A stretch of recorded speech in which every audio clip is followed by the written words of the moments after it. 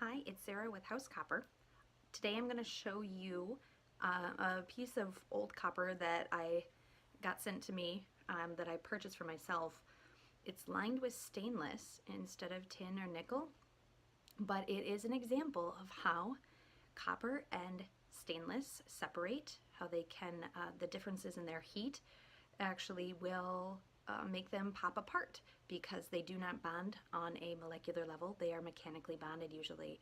And the discrepancy in their heat conductivity, how fast they heat and cool, can create a problem between the two of them. So this is like a prime example of how this looks. And to show you guys that it does happen, these pieces are not that old.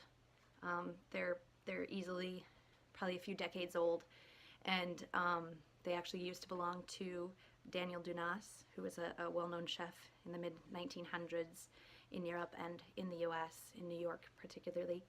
But yeah, I'm just gonna show you a visual of what it looks like, and we'll go from there. It's just like a fun, this is it. Here we go. All right, so here's the piece. It's actually quite large. But here you can see, look at the bubbling here. This is just wear and tear that can easily be fixed. But look at this bubbling right here that's raised.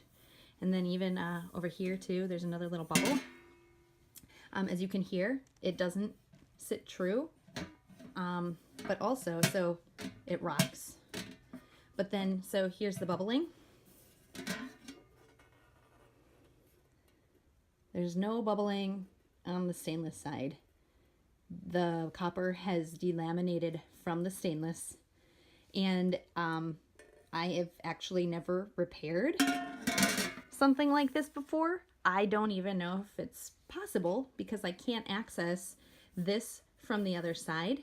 I can try and pound it down a little bit. I mean, it doesn't, obviously it's just the lid. It doesn't affect the efficacy of this pot, but suppose this were to happen on the bottom, then your pan would no longer sit true and you wouldn't be able to fix it. When copper and stainless separate like this, they're pretty irreparable. So hopefully, you know, it never happens to your base.